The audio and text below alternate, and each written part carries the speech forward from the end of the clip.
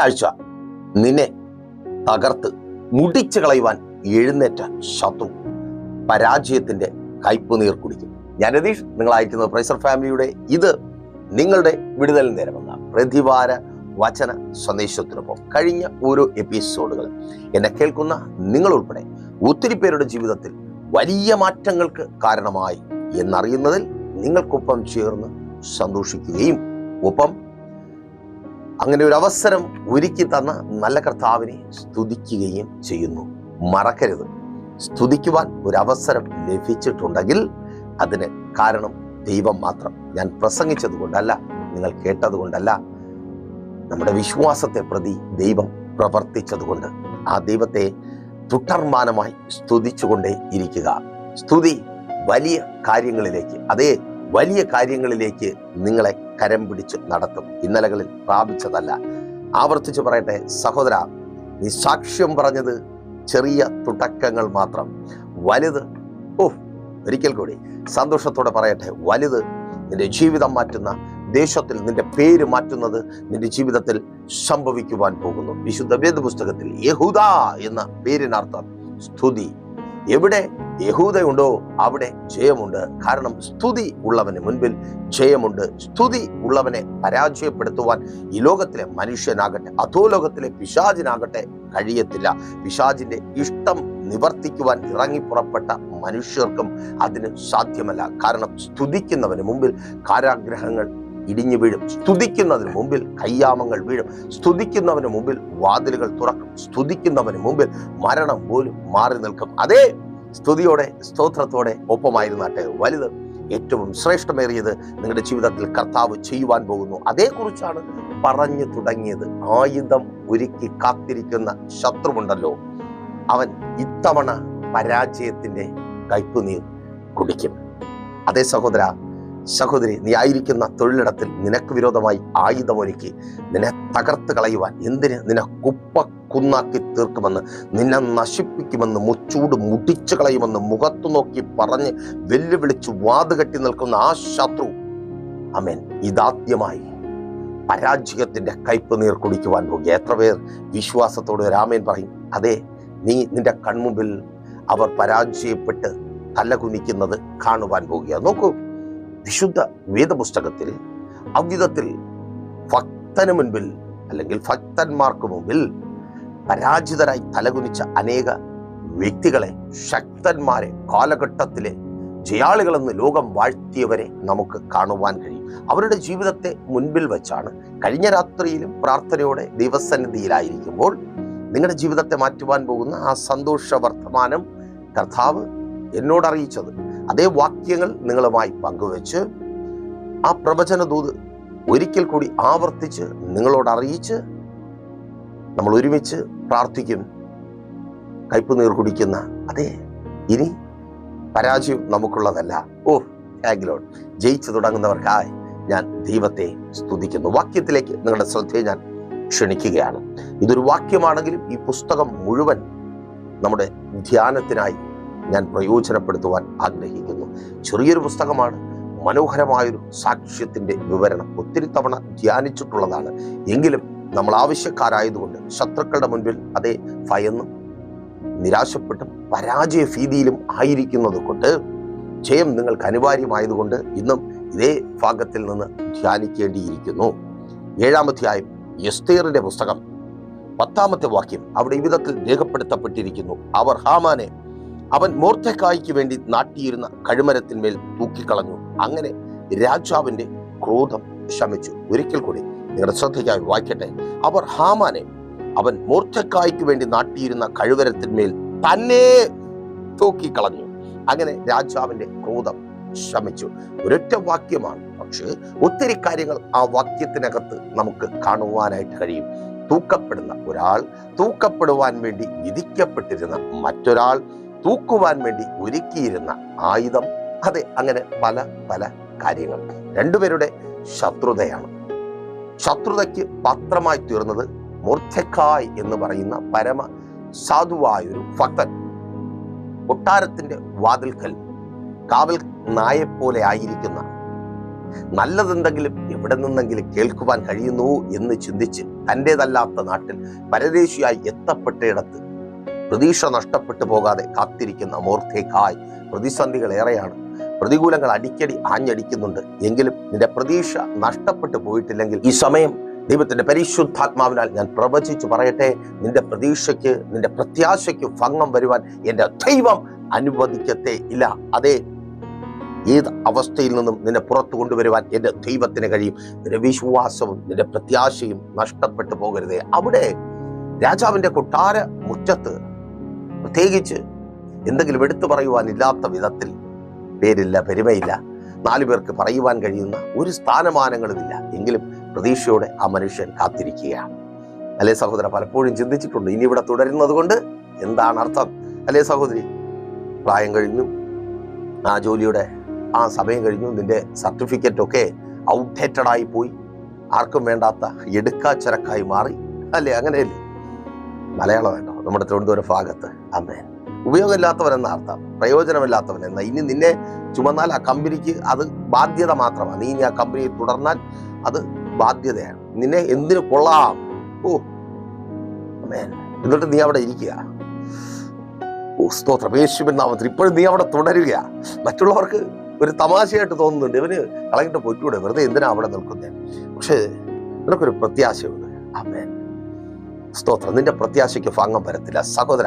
അവിടെ നിനക്ക് വേണ്ടി എൻ്റെ ദൈവം പ്രവർത്തിക്കുവാൻ പോകുക. പ്രാർത്ഥനയോടെ പ്രത്യാശയോടെ കാത്തിരിക്കുന്ന സഹോദര, നിനക്ക് വേണ്ടി നീ ആയിരിക്കുന്ന ആ രാജ്യത്ത്, ആ തൊഴിലിടത്തിൽ എൻ്റെ ദൈവം പ്രവർത്തിക്കുവാൻ പോകുക. ഓ ഷബല റാതൂറിയ ഷേഖേന. യെസ് സഹോദരി, നിന്റെ ഭർത്താവിന് വേണ്ടി എൻ്റെ ദൈവം പ്രവർത്തിക്കുവാൻ പോകുക. സഹോദര, നിന്റെ ഭാര്യയ്ക്ക് വേണ്ടി. സ്തോത്രം. പല തവണ നിയമങ്ങൾ മാറി മാറി വന്നു, സാധ്യതകൾ എല്ലാം അസ്തമിച്ച അവസ്ഥയിൽ. ആദ്യമൊക്കെ ഒപ്പം ഒത്തിരി പേരുണ്ടായിരുന്നു നിന്നെ പോലെ. എല്ലാവരും പ്രതീക്ഷ നഷ്ടപ്പെട്ട് കരഞ്ഞു കലങ്ങിയ കണ്ണുകളുമായി വണ്ടി കയറി, തലം പിടിച്ചു, വീട് പിടിച്ചു. പക്ഷേ നീ മാത്രം എപ്പോഴും പ്രതീക്ഷയോടെ. കണ്ണുകൾ നിറയുന്നുണ്ട്, മുഖത്ത് പഴയ പ്രസരിപ്പില്ല, എങ്കിലും നിന്റെ കണ്ണുകളിൽ ആ തിളക്കമുണ്ട്. ഓ സ്തോത്രം. അമ്മേൻ. പ്രാർത്ഥനാ സ്ഥലത്ത് 3-ാം മണി നേരത്ത് അപ്പോസ്തലനായ പത്രോസിന്റെയും കൂട്ടാളികളുടെയും മുഖത്തിന് നേരെ തുറിച്ചു നോക്കിയൊരു നോട്ടം. സുന്ദരമെന്ന ദേവാലയ ഗോപുരത്തിനടുത്തെ അവൻ ലോകപ്രകാരം നോക്കിയാൽ നല്ലതൊന്നും കാണുവാൻ യോഗ്യതയില്ലാത്തവനാണ്. ദാനം, ഭിക്ഷ യാചിക്കുവാനായി കൈനീട്ടുന്നവൻ, ആരുടെയെങ്കിലും മനസ്സലിവ് കൊണ്ട് ജീവിക്കുന്നവൻ. പക്ഷേ പത്രോസിനെയും സഹശിഷ്യന്മാരെയും കണ്ടപ്പോൾ ഇവന്റെ കണ്ണിലൊരു തിളക്കം. സ്തോത്രം. എനിക്കറിയത്തില്ല, എല്ലാ പ്രതീക്ഷയും അസ്തമിച്ചിട്ടും എൻ്റെ കണ്ണുകളിൽ ആ തിളക്കം കാണുന്നുണ്ട്. ആമേൻ. ആ കണ്ണുകളെ നോക്കിയാണ് അപ്പോസ്തലനായ പത്രോസ് പറഞ്ഞത്, പൊന്നും വെള്ളിയും എൻ്റെ പക്കലില്ല, കർത്താവായ യേശുക്രിസ്തുവിന്റെ നാമത്തിൽ നടക്ക.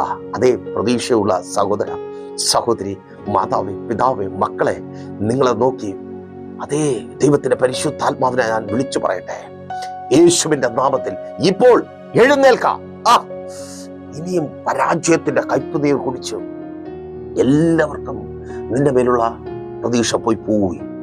ഇനി നീ ജയിക്കുമെന്ന് ആർക്കും ഒരു പ്രതീക്ഷയില്ല. ഇനി നിന്റെ പേരിന്റെ മുൻപിൽ ആ ഡിഗ്രി ഉണ്ടാകുമെന്ന് ആർക്കും ഒരു പ്രതീക്ഷയില്ല. നീ മുഖാന്തരം ആ കുടുംബം രക്ഷപ്പെടുമെന്ന്, നിന്റെ പേര് വ്യത്യസ്തമായ നിലയിൽ എഴുതപ്പെടുമെന്ന്, ആ ദേശം നിന്റെ പേരിൽ അറിയുമെന്ന്, അതൊക്കെ നിന്റെ സ്വപ്നമായിരുന്നു. ആ കാര്യത്തിലൊന്നും ആർക്കും ഒരു പ്രതീക്ഷയുമില്ല. എന്തിന്? നിന്റെ വീട്ടുകാർക്ക് പോലും. പലപ്പോഴും നിന്റെ ശരീരവും അത് സമ്മതിക്കുന്നുണ്ട്, അല്ലാതെ തളർന്നു പോകുന്നുണ്ട്. അല്ലേ മോനെ, മോളെ, കേൾക്ക.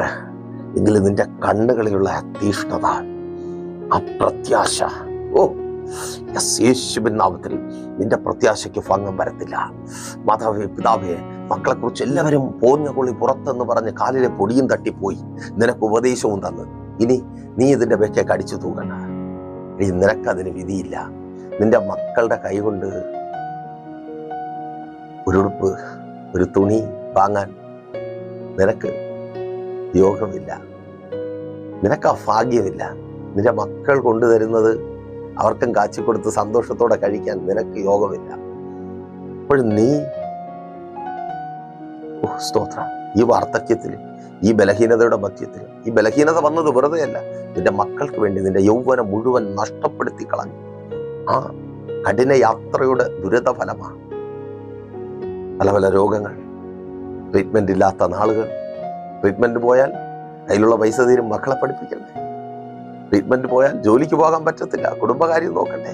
ഇന്ന് നീ ബലഹീനനാണ്, അനാരോഗ്യവാനാണ്.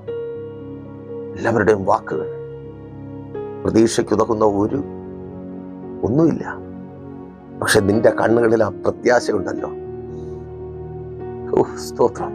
പുറത്ത് കേൾക്കുവാൻ കഴിയാത്ത വിധത്തിൽ ഹൃദയം ഇടിക്കുന്നത് പോലെ അകത്തിരുന്ന് ആരോ പറയുന്നില്ല, മടങ്ങി വരും, നിന്റെ മക്കൾ മടങ്ങി വരും. അവരുടെ കൈകൊണ്ട്, സ്തോത്രം, അവരുടെ അധ്വാന ഫലം നീ വാങ്ങും. അവർക്കൊപ്പം സന്തോഷത്തോടെ നിൽക്കും. കേൾക്ക്. ആമേൻ. ഇത് കേൾക്കുന്ന നീ ഇപ്പോഴും ജീവനുള്ളവരുടെ ദേശത്താണെങ്കിൽ, ഇത് പറയുന്ന ഞാനിപ്പോഴും ജീവനോടെ ആയിരിക്കുന്നുവെങ്കിൽ അതങ്ങനെ തന്നെ സംഭവിക്കും. വിശ്വാസത്തോടെ മാതാവെ ഏറ്റെടുത്ത് പ്രാർത്ഥിക്കുക. അതങ്ങനെ സംഭവിക്കുന്ന കൃപയ്ക്ക് യേശുവിൻ നാമത്തിൽ നിന്റെ മക്കൾ നിന്റെ ഇടത്തും വലത്തും ഉണ്ടാകും. ആമേൻ. പ്രത്യാശ. ആമേൻ. ഈ മനുഷ്യന് ആ പ്രത്യാശയുണ്ട്. കൊട്ടാരത്തിന്റെ വാതിൽക്കൽ ഇരിക്കുക, എന്നെങ്കിലും ഒരു നല്ല കാലം വരും. അത് കണ്ടിട്ട് ഹാമാൻ എന്ന് പറയുന്ന രാജാവ് കഴിഞ്ഞാൽ അടുത്ത സ്ഥാനം അലങ്കരിക്കുന്ന ആ ഉദ്യോഗ ദുഷ്പ്രഭുവിന് പിടിച്ചില്ല. ആമേൻ. ഇവന്റെ നോട്ടം മുഴുവൻ കൊട്ടാരത്തിനകത്തേക്കാ. ഒരു നല്ല വാർത്ത, നഷ്ടപ്പെട്ടു പോയ നാട്ടിലേക്ക് മടങ്ങിപ്പോകുവാൻ, പിടിക്കപ്പെട്ട അടിമയായി തീർന്ന ഇവിടെ നിന്ന് തന്റെ സ്വന്തം ജനത്തിനൊപ്പം ഒരു മടക്കം. അങ്ങനെ ഒരു നല്ല വാർത്ത പ്രതീക്ഷിച്ചിരിക്കുന്നവൻ ഹാമാൻ വന്നപ്പോൾ കൊട്ടാരത്തിന്റെ മുൻപിൽ എഴുന്നേറ്റ് നിന്ന് ഓച്ചാനിച്ച് നിന്നില്ല പോലും. ആമേൻ. പലരുടെയും പ്രശ്നം അതാണ്. നമ്മളായിരിക്കുന്ന അവസ്ഥ അവർക്കറിയണ്ട. അവർ പ്രതീക്ഷിക്കുന്നത് കിട്ടിക്കൊണ്ടിരിക്കണം. അല്ലേ സഹോദര, സഹോദരി? അല്ലേ? നിന്റെ അവസ്ഥ അവർക്ക് അറിയണ്ട, നിന്റെ ഭർത്താവിനും അറിയണ്ട, ഭർത്താവിന്റെ വീട്ടുകാർക്കും അറിയണ്ട, എന്തിന് മക്കൾക്ക് പോലും അറിയണ്ട. അവരെന്തൊക്കെ പ്രതീക്ഷിക്കുന്നു അതൊക്കെ കിട്ടിക്കൊണ്ടിരിക്കണം. എന്റെ നെഞ്ചിൽ തീയാൻ, വലിയ ബാധ്യതകൾ, വലിയ പ്രശ്നങ്ങൾ, മക്കളുടെ ഭാവി, അവരുടെ വിവാഹം, അവർക്ക് വേണ്ടി ഒന്നും ചേർത്ത് വയ്ക്കുവാൻ കഴിഞ്ഞിട്ടില്ല. ഇപ്പോഴും വാടക വീട് അല്ലെന്നേ ഉള്ളൂ. അതുപോലെ തന്നെ അല്ലേ? അതേ അവസ്ഥയിൽ ആ തീമൊത്തം നിന്റെ ഉള്ളിൽ കത്തിക്കൊണ്ടിരിക്കുക. അപ്പോഴാ എഴുന്നേറ്റ് നിൽക്കാനോ സലാം വയ്ക്കാനോ സ്വീകരിച്ചിരുത്താനോ ഒന്നും പറ്റാതെ വരുന്നേ. അത് വൈരാഗ്യത്തിന് കാരണമായി. ഇവന് മഹാകോപം വന്നു. ആമേൻ. എസ്തേറിന്റെ പുസ്തകം നിങ്ങൾ വായിച്ചു നോക്കണം കേട്ടോ. ഇവന് ഈ ഉദ്യോഗസ്ഥ ദുഷ്പ്രഭുവിന് കോപം വന്നു. എന്നെ തൊഴാത്ത, എന്റെ മുമ്പിൽ തലകുനിക്കാത്ത ഒരുത്തൻ വേണ്ട. സ്തോത്രം. ഈ നാട്ടിൽ വേണ്ട. നാട്ടിൽ വേണ്ടെന്ന് മാത്രമല്ല, ഇവൻ ഈ മഹാഭാവി, അവന്റെ തീരുമാനം അറിയണോ? അവൻ സൂത്രത്തിൽ രാജാവിനെ സോപ്പിട്ട് രാജാവിനെ മണിയടിച്ച് ഇവനെയും ഇവനൊപ്പം ഒന്നും അറിയാവാത്ത ഇവന്റെ ജനത്തെയും ആ ദേശത്തിൽ ചിതറിപ്പാർക്കുന്ന സകല യഹൂദന്മാരെയും കൊല്ലുവാനുള്ള കൽപ്പന പുറപ്പെടുവിച്ചു. കൊന്നു മുടിക്കുവാനുള്ള. വചനം പറയുന്നു, ശൂഷൻ രാജധാനി കലങ്ങിപ്പോയി. ഓരോ ഭവനങ്ങൾക്കകത്ത് നിലവിളി. കൊച്ചു കുഞ്ഞുങ്ങളെ പോലും വെറുതെ വിടുന്നില്ല. ഹാമാനോടുള്ള വൈരാഗ്യം, എല്ലാവരെയും കൊല്ലുവാൻ തക്കവണ്ണം, മൊർദെഖായിയോടുള്ള വൈരാഗ്യം, എല്ലാവരെയും കൊല്ലുവാൻ തക്കവണ്ണം ഹാമാനെ ഭ്രാന്തരാക്കി മാറ്റി. ചിലർക്ക് ഭ്രാന്താണെന്ന് നമ്മൾ ചിന്തിച്ചു. ഒന്നും അറിയാത്ത നിന്റെ മക്കൾക്ക് വിരോധമായി, സഹോദരി, നിന്നോടുള്ള വൈരാഗ്യത്തിന്, നിന്റെ ഭർത്താവിനോടുള്ള വൈരാഗ്യത്തിന്, അതെ, നിങ്ങൾ തമ്മിൽ അടിക്കുന്നതും വഴക്ക് കൂടുന്നതും ഓക്കെ ശരി. പക്ഷെ അതിനൊന്നും അറിയാത്ത നിന്റെ മക്കളോട് അതല്ലേ?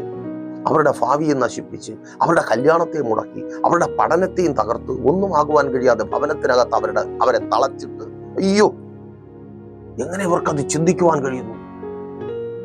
അയ്യോ. ആമേൻ. കേൾക്ക്. സ്തോത്രം. അവരുണ്ടാക്കുന്ന ആയുധമുണ്ടല്ലോ, നിന്നോടുള്ള വൈരാഗ്യം നിമിത്തം നിന്റെ തലമുറകളെ തകർക്കുവാൻ, നിന്റെ നിലവിളിക്ക് കാരണമായ, അയ്യോ, എന്റെ ഒന്നും അറിയാത്ത മക്കൾ, അവരെ ഇത് ബാധിക്കുന്നല്ലോ എന്നോർത്ത് നീ നിലവിളിക്കുന്ന നിലവിളി ഉണ്ടല്ലോ.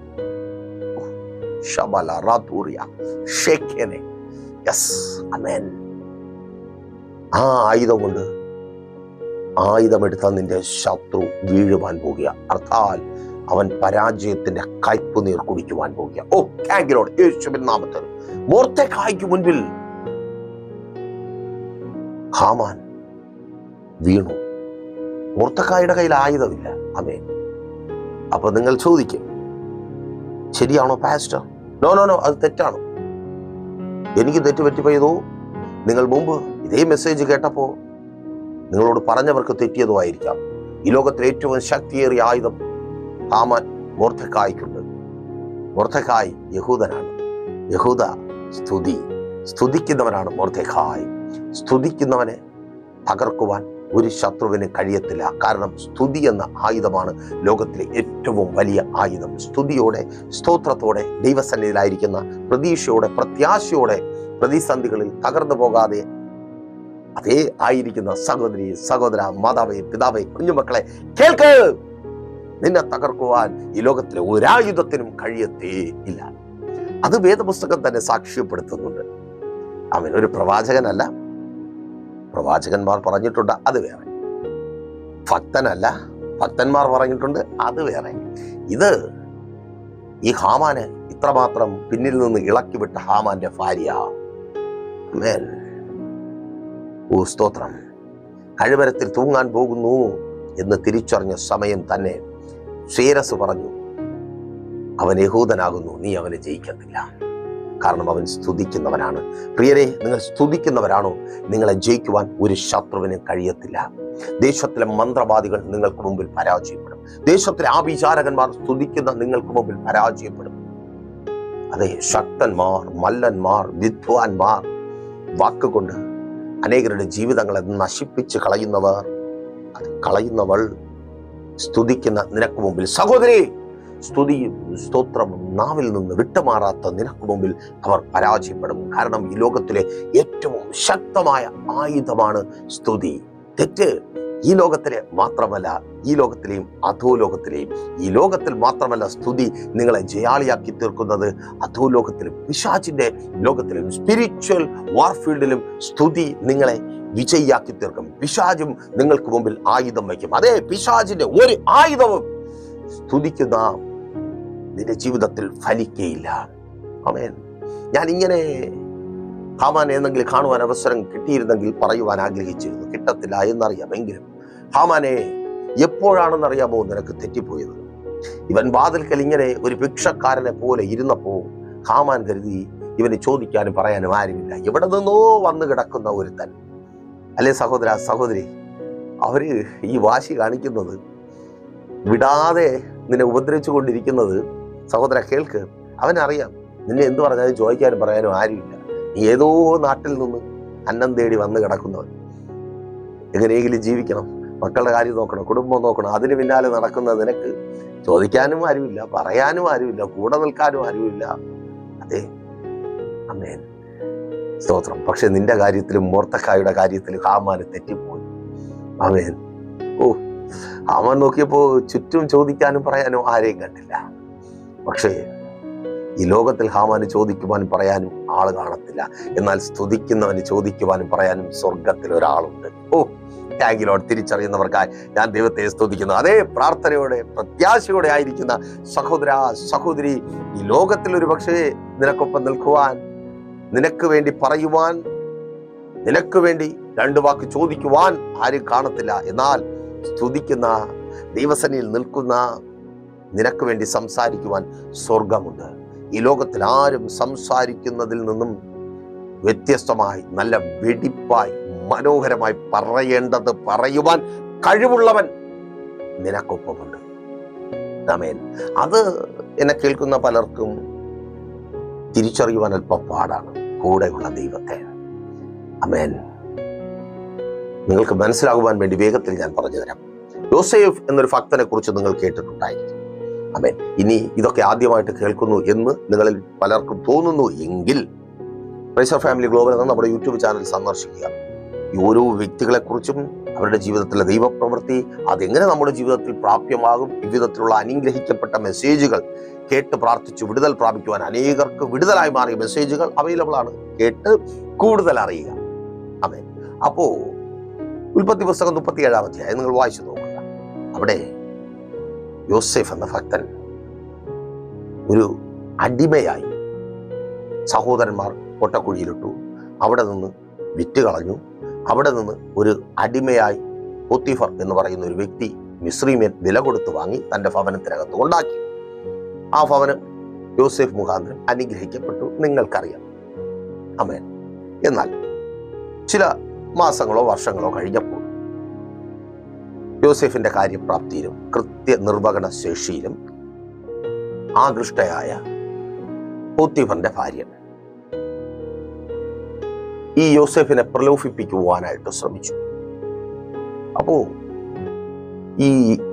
ഞാൻ ആവർത്തിച്ച് പറയട്ടെ, ഈ മിസ്രൈമിന്റെ ഒരു പ്രത്യേകത, അവിടെ 10 ദൈവങ്ങളുണ്ട്. തലയെടുപ്പുള്ള 10 ദൈവങ്ങൾ, പിന്നെ കുട്ടി ദൈവങ്ങൾ ഇഷ്ടം പോലെ ഉണ്ട്. ഓരോ വീട്ടിന്റെ ഉമ്മറം തൊട്ട് അടുക്കള, മുറി, എല്ലായിടത്തും ദൈവങ്ങളാണ്. ദൈവങ്ങളെ കൊണ്ട് നിറഞ്ഞൊരു സ്ഥലമാണ്. സ്തോത്രം. എവിടെ നോക്കിയാലും ദൈവമാണ്. ഇട്ടിരിക്കുന്ന വസ്ത്രത്തിലും തലയിൽ വയ്ക്കുന്ന കിരീടത്തിലും ചെരുപ്പിൽ പോലും ദൈവമാണ്. അങ്ങനെ അത്ര ദൈവങ്ങൾക്ക് പഞ്ഞമില്ലാത്ത നാടാണ് മിസ്രൈം, അവരുടെ ദൈവങ്ങൾക്ക്. അപ്പോ ഇങ്ങനെ ഇതെല്ലാം ചുറ്റുമുള്ളപ്പോഴും ഈ സ്ത്രീ യോസേഫിനോട് പറയുന്ന ഒരു കാര്യമുണ്ട്. യോസേഫേ, ഇവിടെ ആരും അറിയത്തില്ല, ആരും കാണത്തില്ല. സ്തോത്രം. ഇവരുടെ തലയിലിരിക്കുന്നത് ദൈവമാണ്, കൈ കിടക്കുന്നത് ദൈവമാണ്, കാലിലിട്ടിരിക്കുന്ന ചെരുപ്പിലും ദൈവമാണ്, അധികാരവടിയിൽ ദൈവമാണ്, ചെവിരിൽ ദൈവമാണ്, കട്ടളയിൽ, എല്ലായിടത്തും ദൈവങ്ങളാണ്. പക്ഷേ ഞാനിങ്ങനെ ചിന്തിക്കുന്നു, യോസേഫ് മനസ്സിലാക്കിയൊരു കാര്യമുണ്ട്. ഇങ്ങനെ പറയുവാൻ യോസേഫ് ഹൃദയം കൊണ്ട് ആഗ്രഹിച്ചു കാണും. യോസേഫിന് കഴിഞ്ഞില്ലെങ്കിലും ഞാൻ പറയട്ടെ, ഇടിയ പോത്തിഫറേ, നിനക്കറിയാത്തൊരു കാര്യമുണ്ട്. നിനക്ക് ദൈവങ്ങൾ 10 ഉണ്ടെങ്കിലും അവർക്ക് കണ്ണ് കാണത്തില്ല. പക്ഷേ എനിക്ക് ദൈവം ഒരുവനേ ഉള്ളൂ. അവൻ എൻ്റെ നേരെ തുറന്നു വെച്ചിരിക്കുന്ന കണ്ണൊരു നാളും അടയ്ക്കത്തില്ല. എനിക്ക് ജീവനുള്ള ഒരു ദൈവമുണ്ട്. എന്നെ കാണുന്ന, എന്നെ അറിയുന്ന ഒരു ദൈവമുണ്ട്. ഞാൻ നിന്റെ കൊട്ടാരത്തിനകത്തോ നിന്റെ മുറിക്കകത്തോ ആണെന്ന് വെച്ച് എൻ്റെ ദൈവത്തിന്റെ കണ്ണടഞ്ഞു പോയെന്ന് നീ കരുതരുത്. അതേ, കേൾക്ക്. നിങ്ങൾ ഏത് അവസ്ഥയിലായിരുന്നാലും, ഏത് സാഹചര്യത്തിലായിരുന്നാലും, നിങ്ങളെ അറിയുന്ന, കാണുന്ന ഒരു ദൈവം നിങ്ങൾക്കുണ്ട്. ഓ ആമേൻ. ഹാമാന് തെറ്റിപ്പോയത്, അവൻ അണ്ടർ എസ്റ്റിമേറ്റ് ചെയ്തു. ഇവനൊരു യഹൂദൻ, അടിമയായി പിടിക്കപ്പെട്ടവൻ. ഇവനെ കൈവച്ചാൽ ചോദിക്കുവാനും പറയാനും ആരും വരത്തില്ല. പക്ഷെ സ്വർഗം വന്നു. ഓ താങ്കിലോടെ യേശുവിൻ നാമത്തിൽ സ്തോത്രം. സ്വർഗം ചോദ്യത്തിന് മറുപടി പറയുവാൻ ഇറങ്ങിയപ്പോ ഹാമാൻ ഒരുക്കി വെച്ചിരിക്കുന്ന ആയുധത്തിൽ തന്നെ തൻ്റെ ജീവിതം അവസാനിച്ചു. പലരും ആയുധം ഒരുക്കി കാത്തിരിക്കുന്നുണ്ട്, അസൂയയോടെ, വൈരാഗ്യത്തോടെ, തകർത്ത് കളയുവാനും മുടിച്ചു കളയുവാനുമായി. ഇന്ന് ഈ സമയം ദൈവത്തിന്റെ പരിശുദ്ധാത്മാവിനായി വിളിച്ചു പറയട്ടെ, അവരുടെ ആയുധം കണ്ട് നീ ഭയപ്പെടേണ്ട. അവരുടെ ആയുധം കണ്ട് നീ വേറെ ആയുധം അന്വേഷിക്കേണ്ട.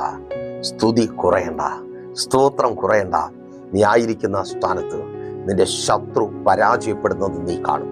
ആവർത്തിച്ച് പറയട്ടെ സഹോദര, സഹോദരി, അവിടെ നിന്ന്, ആ തൊഴിലിടത്തിൽ നിന്നെ ഓടിക്കുവാൻ ശ്രമിക്കുന്ന ശത്രു പരാജയപ്പെടുന്നത് നീ കാണും. നിന്റെ കുടുംബത്തെ തകർത്ത് കളയുവാൻ എഴുന്നേൽക്കുന്ന ശത്രു, അവൻ ആരുമാകട്ടെ, അവൻ പരാജയപ്പെടുന്നത് നീ കാണും. നിന്റെ കുടുംബജീവിതത്തെ തകർക്കുവാൻ തക്കവണ്ണം അവരെടുത്ത ആയുധങ്ങളുണ്ടല്ലോ.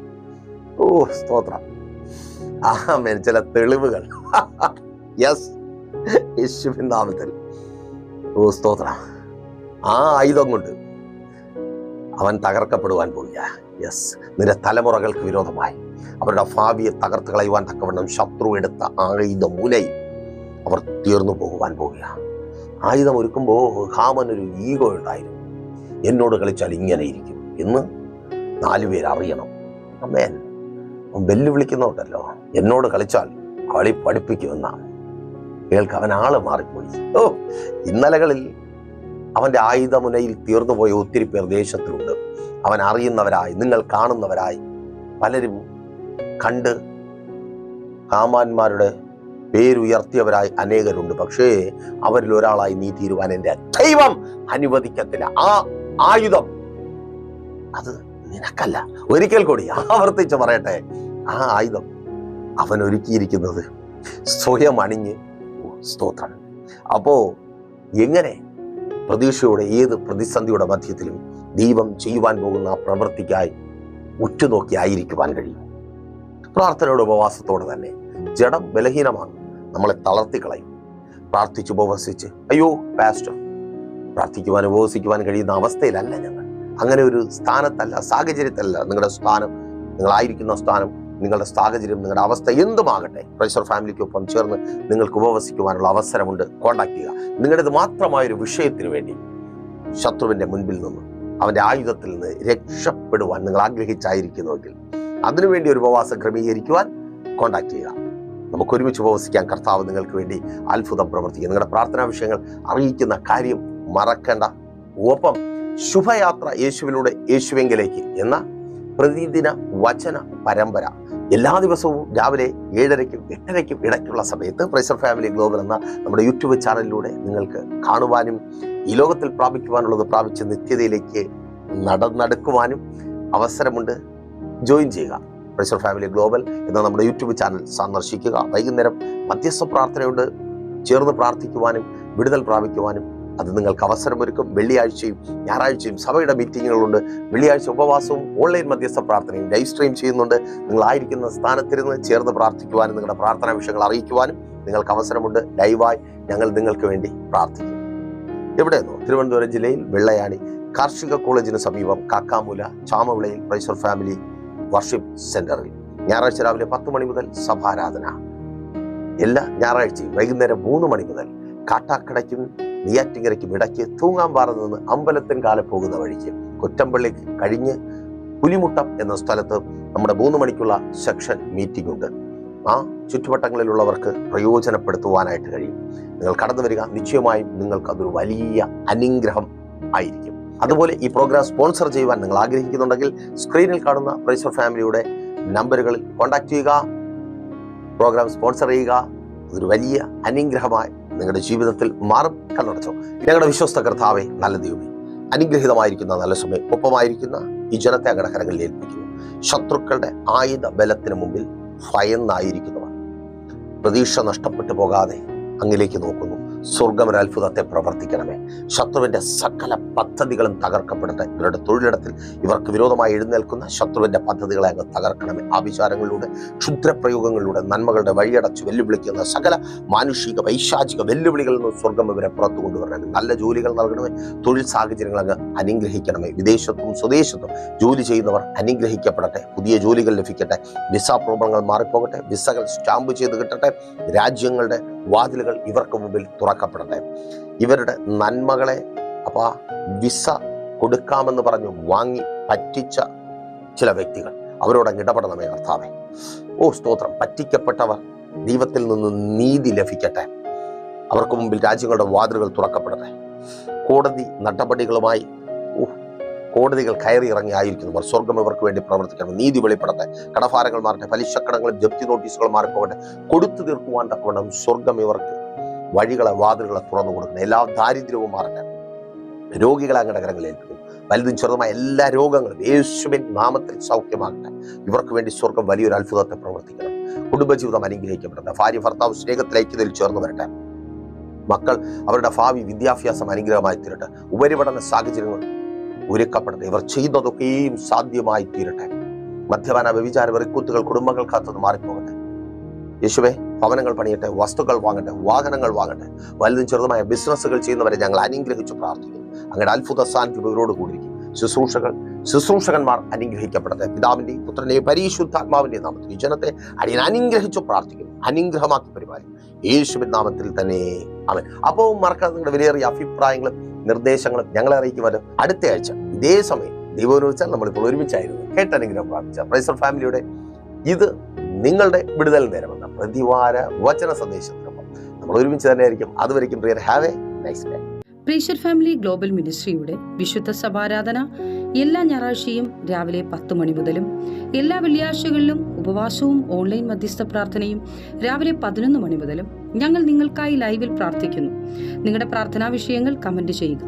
പ്രൈസർ ഫാമിലി ഗ്ലോബൽ എന്ന നമ്മുടെ യൂട്യൂബ് ചാനലിലൂടെ നിങ്ങൾ ലോകത്തിന്റെ ഏത് ഭാഗത്തായിരുന്നാലും ഞങ്ങൾക്കൊപ്പം ചേർന്ന് പ്രാർത്ഥിക്കുവാനും ആരാധിക്കുവാനും അവസരമുണ്ട്.